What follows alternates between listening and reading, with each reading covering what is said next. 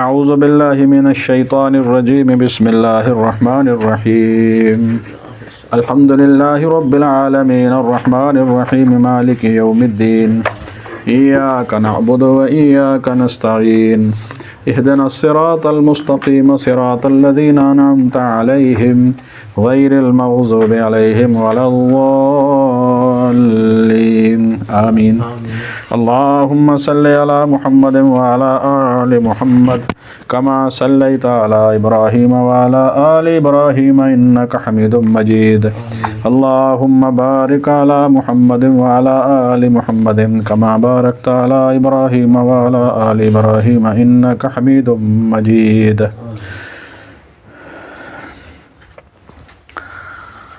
ربی اشرح لی صدری ویسر لی امری واحلل عقدۃ من لسانی یفقهوا قولی رب زدنی علما رب زدنی علما رب زدنی علما اللہم ربنا زدنا علما آمین. وصلی اللہ تعالی علی خیر خلقہ محمد وعلی آلہ واصحابہ اجمعین برحمتک یا ارحم الراحمین وسلم تسلیما کثیرا کثیرا آمین.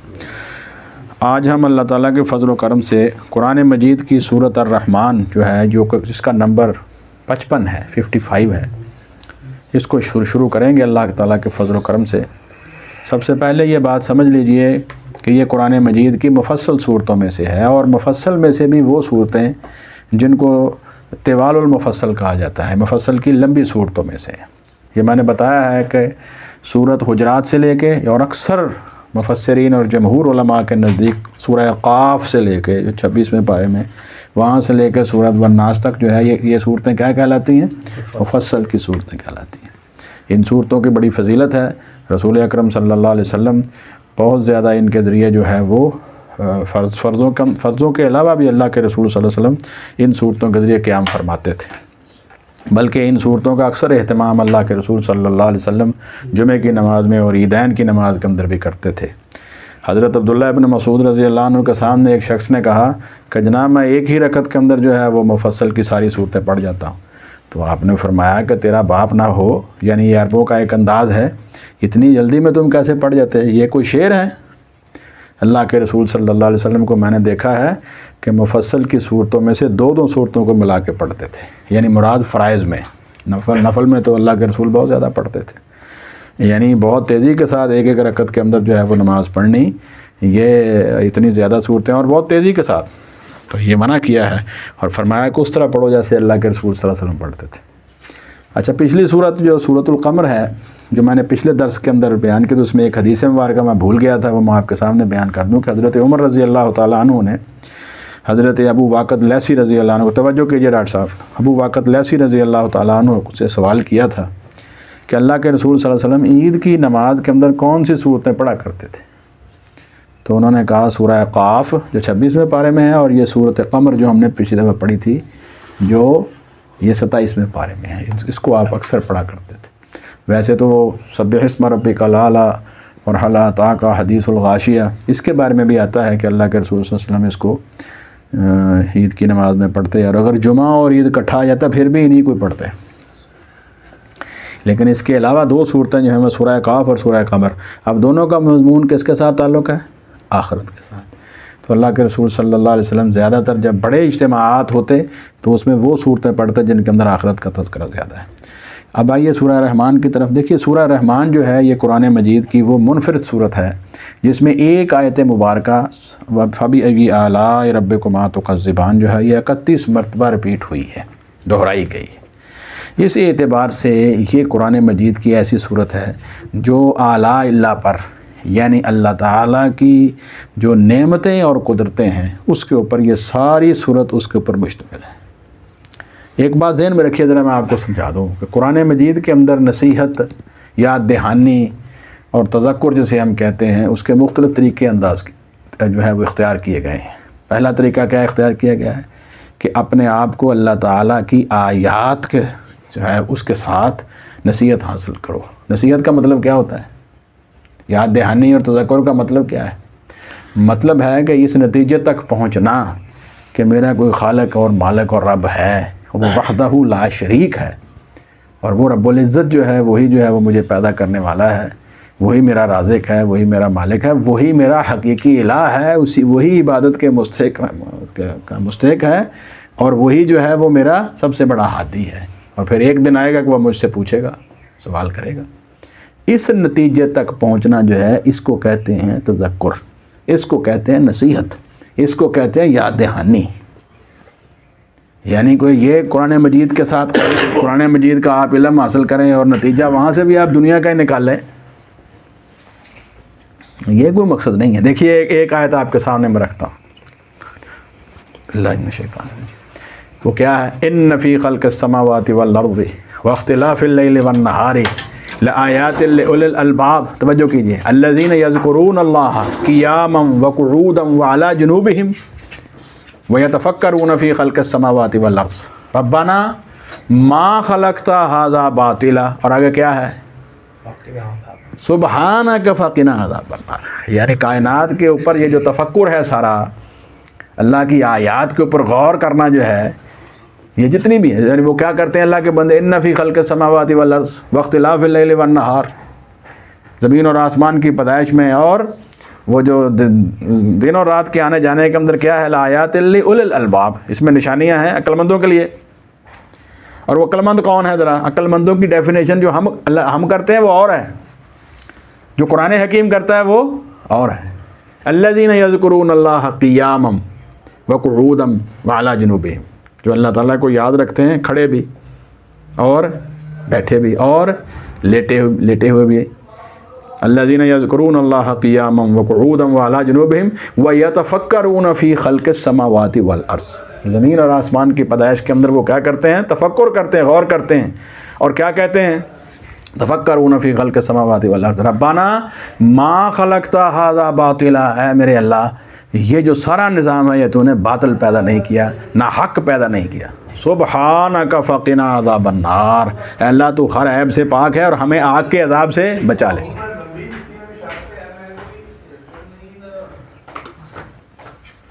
اگر کسی شخص کو یہ سارا تفکر اور تذکر جو ہے وہ اس نتیجے تک نہیں پہنچاتا تو پھر اس نے قرآن مجید کے اوپر غور کیا ہی نہیں ہے۔ یہ ذرا میری طرف توجہ کیجئے، سبحانک فقنا عذاب النار، دیکھیے اپنا کیا نتیجہ نکالا ہے؟ الذین یذکرون اللہ قیاما وقعودا وعلی جنوبہم ویتفکرون فی خلق السماوات والارض ربنا ما خلقت ھذا باطلا سبحانک فقنا عذاب النار، یہ نتیجہ نکلنا چاہیے۔ آپ قرآن مجید سے دیکھیے، قرآن مجید کے اندر لوگ محنت کر رہے ہیں، کیا محنت کر رہے ہیں؟ قرآن مجید سے سائنسی نکات نکال رہے ہیں، ٹھیک ہے، قرآن مجید سے سائنسی جو قرآن مجید کے اندر جو علم اللہ تعالیٰ نے تاریخ کے کچھ پہلو بیان کیے ہیں، قرآن مجید نے مستقبل کے کچھ پیشین گوئیاں دی ہیں، قرآن مجید نے کچھ سائنسی حقائق کی طرف اشارہ کیا ہے، اس کے اوپر آپ محنت ضرور کیجئے۔ لیکن اگر اس کا نتیجہ یہ ہے کہ آپ جو ہے وہ صرف اور صرف علمی بحث و مباحثے کے اندر ہی پڑھنا ہے تو پھر آپ نے کوئی تذکر اور تفکر نہیں کیا۔ قرآن مجید نتیجہ کیا نکالتا ہے؟ میں نے بار بار یہ کہہ رہا ہوں، سبحانک فقنا عذاب النار، اللہ تو پاک ہے اور ہمیں آگ کے عذاب سے بچا لے۔ اگر کسی شخص کا یہ نتیجہ نکلتا ہے تو وہ صحیح ڈائریکشن میں جا رہا ہے۔ اگر وہ اپنے قرآن مجید کے علم سے اللہ تعالیٰ کے قرب کی طرف اور آخرت کی طرف جا رہا ہے تو وہ نتیجہ صحیح نکال رہا ہے، یہ ہے تذکر کا نتیجہ۔ میں نے اس لیے سورہ آل عمران کی آیتیں مبارکہ پڑھی ہیں آپ کے سامنے۔ تو پہلا طریقہ کیا ہوگا؟ اللہ کی آیات کے ساتھ جو ہے وہ نصیحت حاصل کرنا۔ آیات سے کیا مراد ہے؟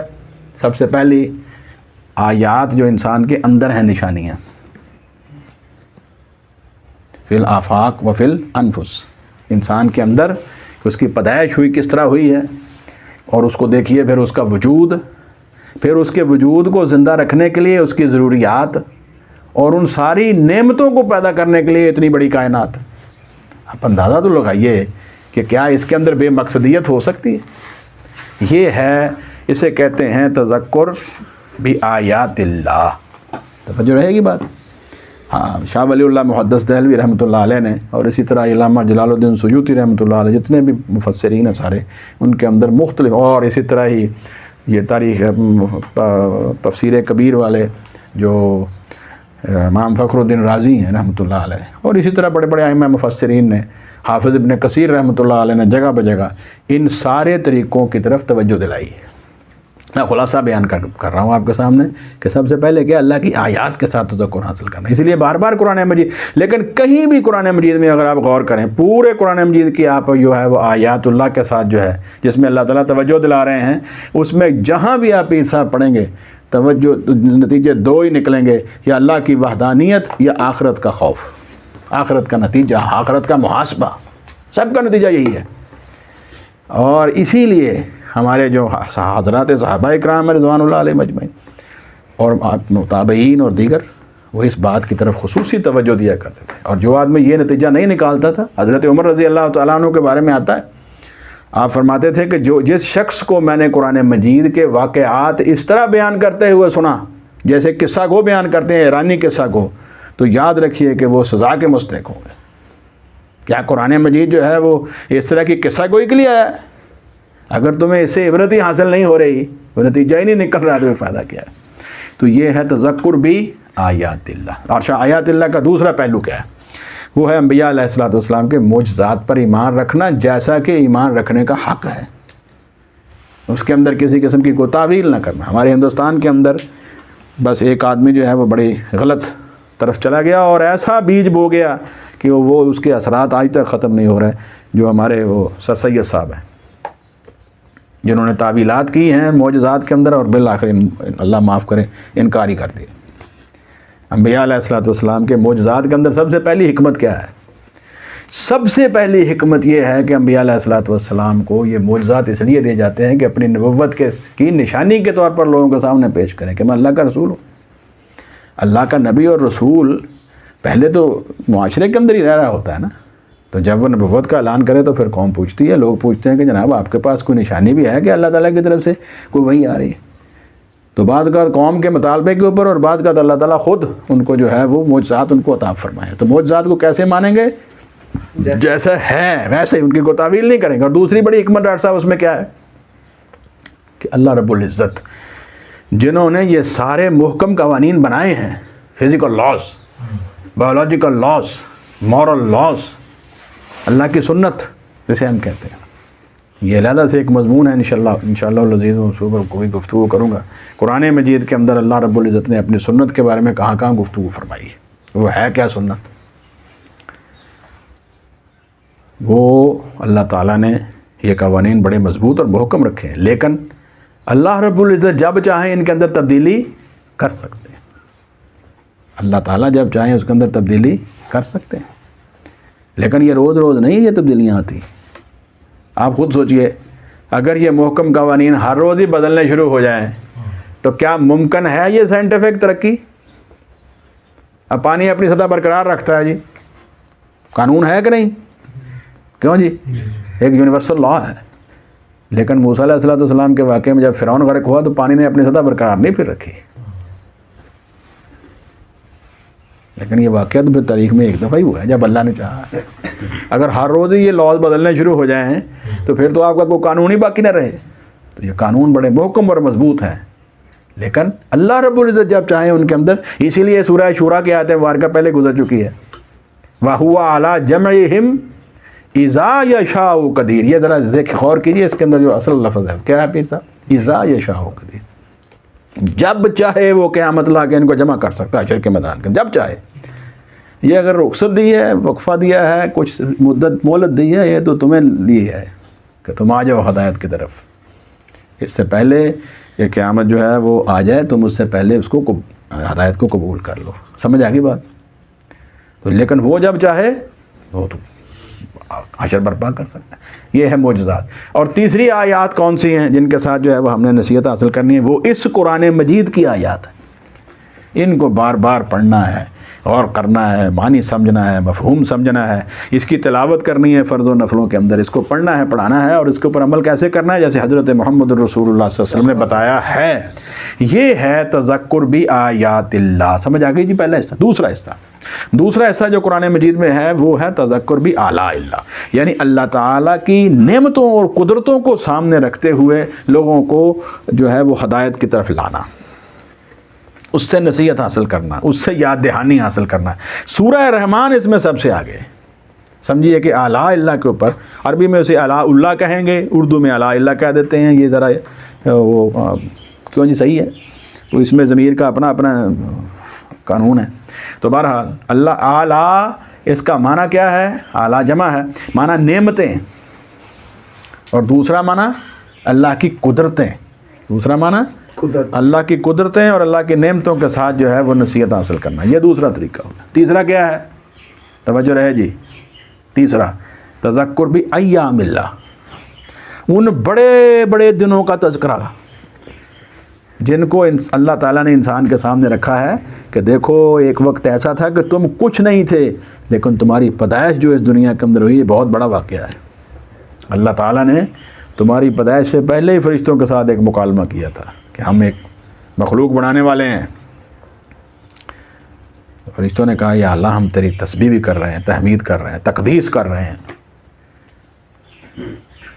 اس کی ضرورت کیا ہے؟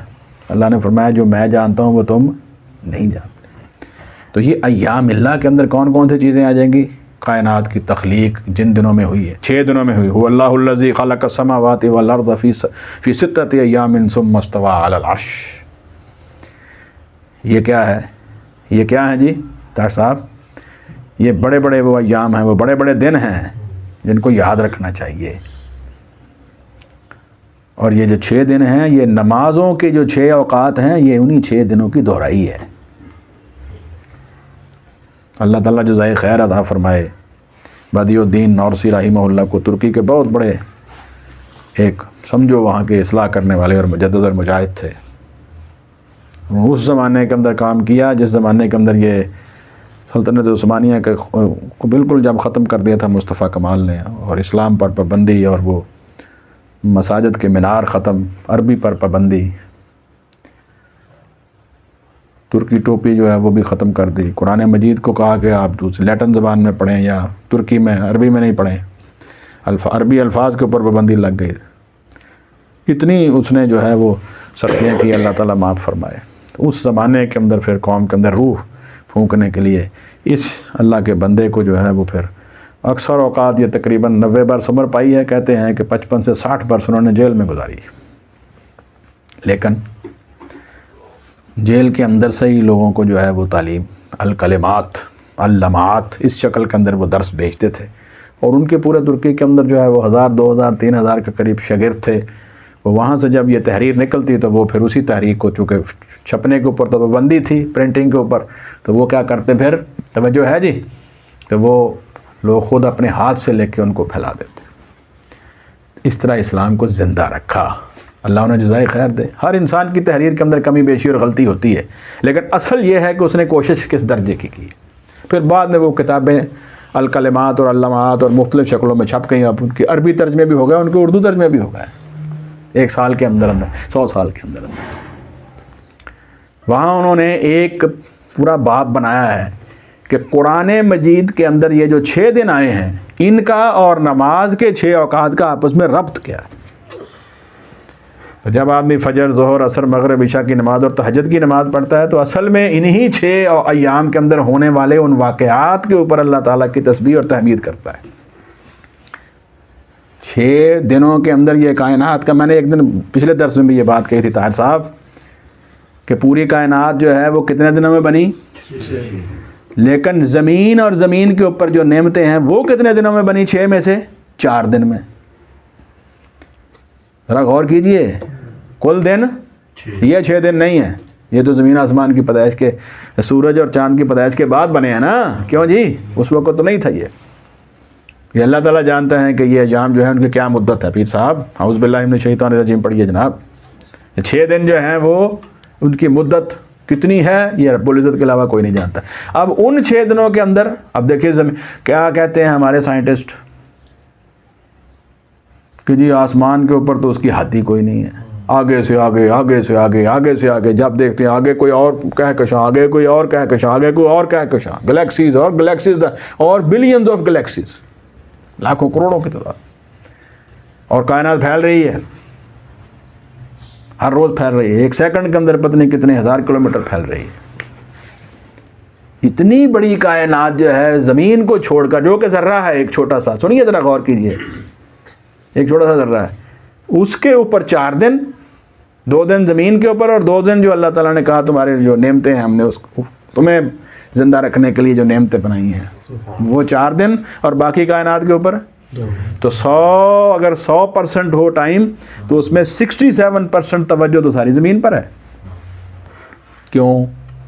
کیوں یہاں پر جو ہے وہ جنات اور انسان 2 مخلوقات آئیں گی اور رہیں گی، اور ان کے لیے اس کو امتحان کا بنایا جائے گا، یہ ہے اصل بات۔ تو اس لیے یہ آسان معاملات نہیں ہیں۔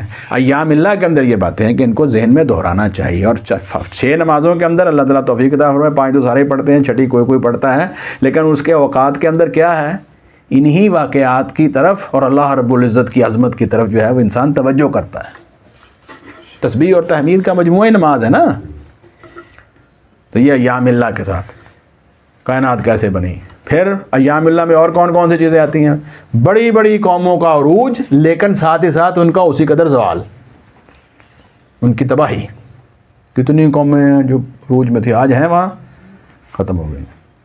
اسی طرح ہی فرمایا کہ پھر ایک وقت بھی آنے والا ہے قیامت کا، اسی لیے اس کے اوپر علیحدہ محنت کرنے کی ضرورت ہے کہ قرآن مجید کے اندر لفظ یوم اور لفظ ایام کہاں کہاں آیا، کس معنی میں آیا، تو آپ کو پتہ چل جائے گا کہ پھر ایام اللہ سے انسان کیسے نصیحت حاصل کرتا ہے۔ یہ ہے تیسرا پہلو، سمجھ آتی جا رہی ہے۔ اور چوتھا پہلو جو ہے وہ تذکر کا، نصیحت کا، وہ ہوتا ہے انبیاء اور رسولوں کے واقعات، انباء الرسل۔ یہ باقاعدہ طور پر قرآن مجید کے اندر غالباً سورہ ہود کے آخر میں اللہ تعالیٰ نے یہ انباء الرسل کا تذکرہ کیا۔ آپ یہی رہیں، میں آپ کے سامنے وہ آیت مبارکہ رکھ دیتا ہوں۔ سورہ ہود ہی ماشاءاللہ میرے سامنے نکل آئی ہے۔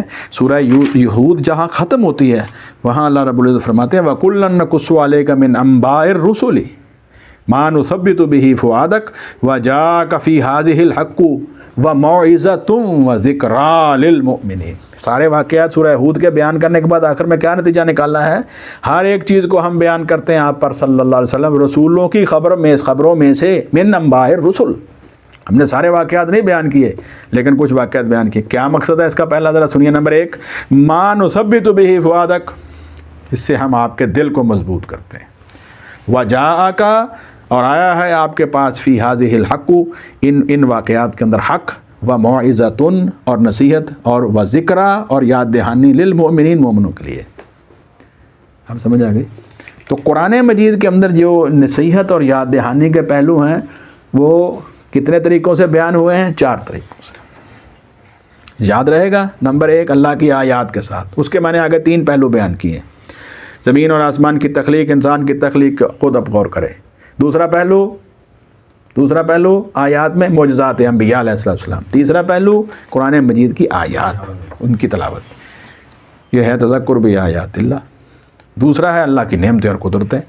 تیسرا ہے بڑے بڑے ایام اور دنوں کو یاد رکھنا، اور چوتھا انبیاء علیہ السلام کے واقعات کو بار بار پڑھ کے ان سے عبرت حاصل کرنا۔ ان 4 پہلوؤں کا تذکرہ پورے قرآن مجید کے اندر موجود ہے۔ سورہ رحمان میں ان میں ایک حصہ بیان ہوا ہے، آلاء اللہ۔ یہ تو پہلا حصہ ہے سورہ رحمان کی تفسیر میں جو آپ کو ذہن میں رکھنا چاہیے۔ دوسری بڑی اہم بات میں اس سورہ مبارکہ کے آخر میں جا کے بتاؤں گا کہ 31 مرتبہ اس کو رپیٹ کرنے کی کیا حکمت ہے اور کیوں اللہ تعالیٰ نے اس کو کیا۔ پہلے آپ اس کا ایک ترجمہ اور تفسیر سن لیں گے، اس کے بعد آخر میں یہ میں بیان کر دوں گا۔ اگلی بات میں یہ بیان کرنا چاہتا ہوں کہ 3 صورتیں قرآن مجید کی ایسی ہیں جن کے اوپر احادیث بڑی بیان کی جاتی ہیں، لیکن محدثین کے ہاں وہ درجہ تصحیح کو یا درجہ تحسین کو نہیں پہنچتے۔ 3 صورتیں ذہن میں رکھیے، سورہ یاسین، سورہ رحمان، سورہ واقعہ۔ یعنی سورہ یاسین کے بارے میں جتنی بھی روایات اس کی فضیلت اور اہمیت میں آتی ہیں، کوئی بھی ایسی روایت نہیں ہے جس کے اندر راوی جو ہیں وہ اس درجے کے ہوں کہ ان پر اعتماد کیا جا سکے۔ اکثر روایات ان میں جو ہیں وہ ضعیف ہیں اور کچھ موضوع ہیں۔ میں نے سورہ یاسین کے درس کے اوپر وہ گفتگو بھی کی تھی۔ ایک بڑی مشہور روایت بیان کی جاتی ہے کہ یہ سورہ یاسین قرآن مجید کا دل ہے۔ ہاں یہ ضرور ہے، یہ روایت جو ہے یہ بھی جمہور محدثین کے ہاں ثابت نہیں ہے۔ 1-2 محدثین نے ان کو کہا ہے کہ بہت ساری اسناد کے پیش نظر ہم اس کو حسن کا درجہ کہہ سکتے ہیں، لیکن ہے یہ بھی ضعیف۔ لیکن بعض صحابہ کرام اور تابعین جو ہیں وہ اس کا اہتمام کیا کرتے تھے کہ جب کوئی آدمی موت کے قریب ہوتا تو وہ کہتے اس کے قریب سورہ یاسین پڑھیے، اور ایسا ہوا ہے۔ حضور صلی اللہ علیہ وسلم کے ایک صحابی رضی اللہ تعالیٰ مسلم احمد میں ہے، تو ان کی جب وفات کا وقت آیا تو فرمایا تمہارے کو اندر کو آدمی ہے سورہ یاسین پڑھ سکتا ہے؟ تو کہا پڑھ، جی میں پڑھ سکتا ہوں۔ وہاں ان کے شاگرد بیٹھے ہوئے تھے، امام احمد بن حنبل رحمۃ اللہ علیہ نے مسلم میں لکھا ہے، تو جب سورہ یاسین پڑھنی شروع کی تو درمیان میں ابھی پہنچے تھے تو ان کی روح پرواز کر گئے۔ تو بہرحال اس کے اثرات تو ہیں، قرآن مجید کے ویسے ہی اثرات ہیں۔ دوسری صورت جس کے فضائل بیان کیے جاتے ہیں وہ سورہ رحمان ہے، اور اس کے بارے میں بڑی مشہور حدیث بیان کی جاتی ہے کہ یہ سورہ مبارکہ جو ہے یہ قرآن مجید کی دلہن ہے، یہ دلہا ہے۔ جیسے دلہا اور دلہن جو ہیں یہ شادی سے پہلے ان کو سجایا جاتا ہے اور یہ سجتے ہیں، یہ سمجھیے کہ قرآن مجید کے اندر اللہ کی نعمتوں سے سجی ہوئی صورت ہے۔ اگر یہ روایت موجود ہے لیکن اس کی بھی ساری اسناد کمزور ہیں۔ ذرا اس کو بند کر دیجئے پلیز، اس کو ذرا سائلنٹ پہ لگا دیجئے۔ تیسری صورت جو ہے وہ سورہ واقعہ ہے۔ سورہ واقعہ جو سورہ رحمان کے ساتھ ہی متصل ہے، اس صورت کے اندر یہ خاص طور پر بات آئی ہے کہ جو آدمی اس کو رات کو پڑھے تو اللہ تعالیٰ اس کے رزق کے اندر جو ہے وہ برکتیں عطا کرتے ہیں۔ اس میں کوئی شک نہیں ہے کہ قرآن مجید کے اندر برکات ہیں، لیکن سورہ واقعہ کے بارے میں یہ جو باتیں ہیں یہ بھی مستند نہیں ہے، یہ حدیث سے کوئی صحیح حدیث سے ثابت نہیں ہے۔ یہ تین صورتوں کے بارے میں چونکہ بہت سارا آئی ہیں تو میں نے ان کا خلاصہ آپ کے سامنے بیان کر دیا۔